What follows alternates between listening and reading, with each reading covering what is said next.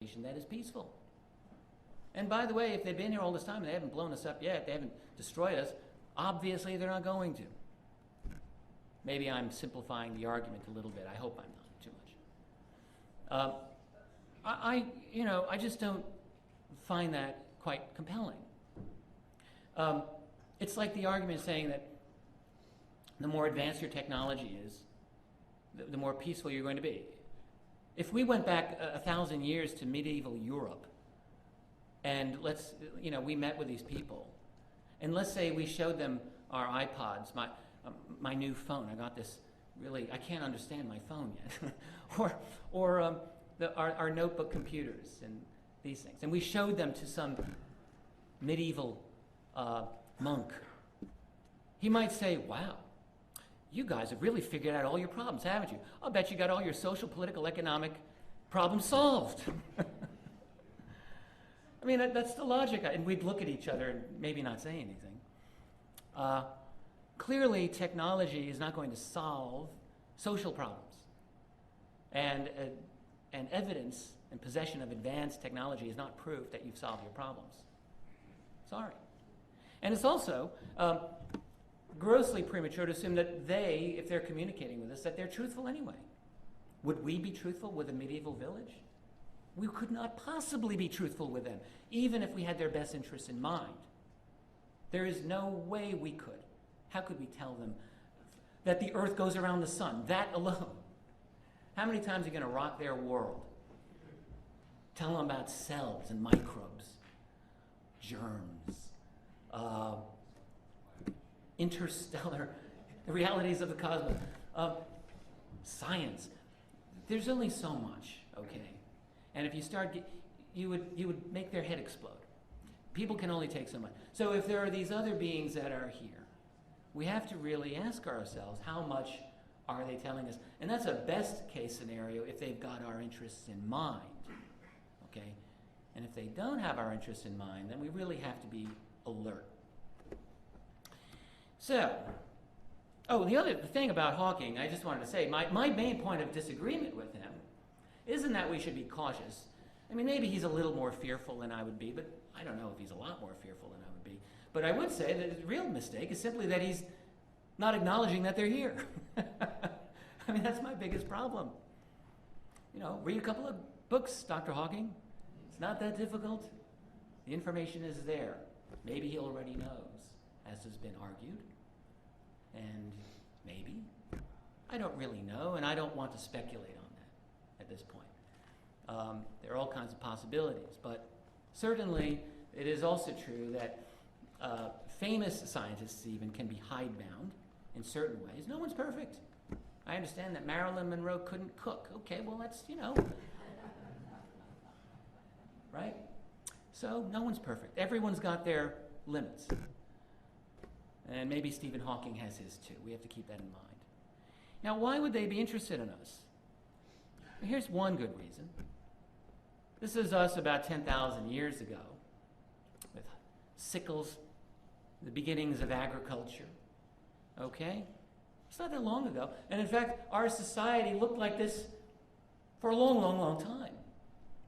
In fact, even 100 years ago, it didn't look that different from this. We had a little bit better clothes, maybe. But agriculture really didn't change very much, and human society went through changes, but we've gone from that to basically, to this. That's an illustration of what is said to be quantum computing. I'm trying to understand what quantum computing is. It's on the way, we're told.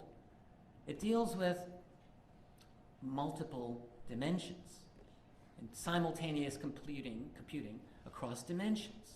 There's a head spinner, okay? And then if people who are really unfamiliar with UFOs, if they think this topic is a little out there, I would suggest just read a couple of very good mainstream books on AI and the future of artificial intelligence. This has been an interest of mine for a long time. I've been thinking a lot about the future of AI. Well, what the experts there say is in about 15 years from now, maybe less, who knows? Your computer will claim to be conscious. You'll talk to your computer will talk back to you, and you're going to think, are you conscious? You might not be sure, because it's going to seem like it. Except, though, its computational power is going to vastly exceed ours. And it'll be awake 24/7. It'll be able to pull any data off the internet like that. So in a lot of ways, they're going to seem a lot smarter than we are, in some ways. That doesn't mean that they're conscious in the way that we are, of course. But what I'm saying is that instantaneously, in the long term, in the last 100 years, we have not just reinvented our society. We have not just reinvented our civilization. We're reinventing ourselves as a species. Some of these AI visionaries see us with nanobots in our brain, interfacing with the web. Imagine that, okay? Is it really outrageous? Maybe not. So, in other words, within a century from now, it's very possible that good old-fashioned unenhanced Homo sapiens may not exist. We'll have all kinds of gadgetry, interfacing. We'll be a hybrid human-machine intelligence with IQs of 300, 400, 500, who knows? I mean, that's a theory, it's a possibility. But what I'm saying is, those guys get a lot of grant money to research what they're doing, unlike us people in the ufological ghetto, but there are some very serious thinkers at major institutions who are looking at these problems. And so what I'm saying is we are about to leap into their world, okay? It's false to assume that just because they're way ahead of us now that we will never have a chance of bumping into them. Because progress is not a linear thing.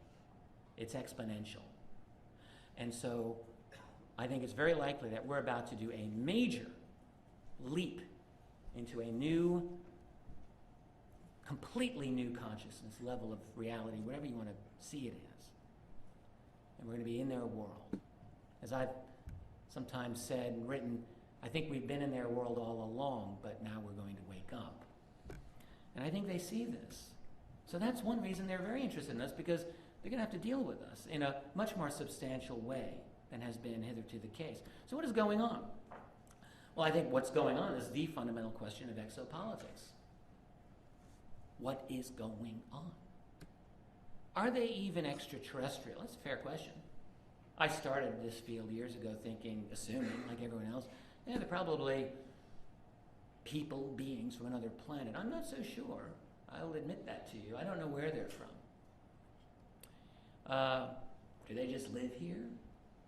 If they were from another place originally, does that mean anything at this point? Maybe they're here now. Are they from another dimension of our reality where they come in and out? Or is there something of both going on here? That they have bases off-world, they have bases in orbit, they have bases deep underground, but they can play games with dimensions and play games with space-time. All right, we want to know we want to resolve those issues. It's a fundamental issue of exopolitics. That is the relationship of us with them. We also need to resolve what the abduction phenomenon means. Okay, we watched last night, for those of us who were here, a screening of an outstanding documentary by Terje and Truls. I forgot your last names. I'm so sorry. From Norway, wonderful people. They made a brilliant documentary last night. One of the keys about it was the nature of the abduction phenomenon.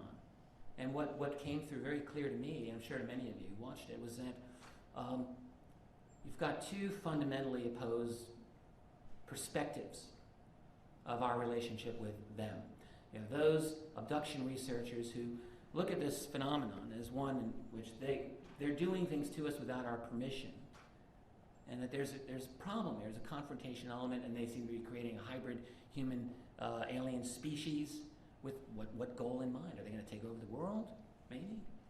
Okay. But then you have another school of thought which does not see these ETs or these entities as inherently hostile, but rather as fundamentally, for the most part, positive and maybe even benign to us.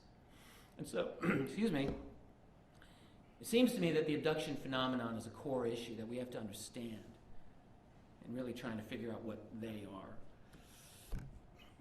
As I mentioned earlier, we need to remember that they are probably not truthful, and that doesn't mean that they're bad if they're not truthful, but it means they're not truthful. It means they might not be truthful. Just a thought.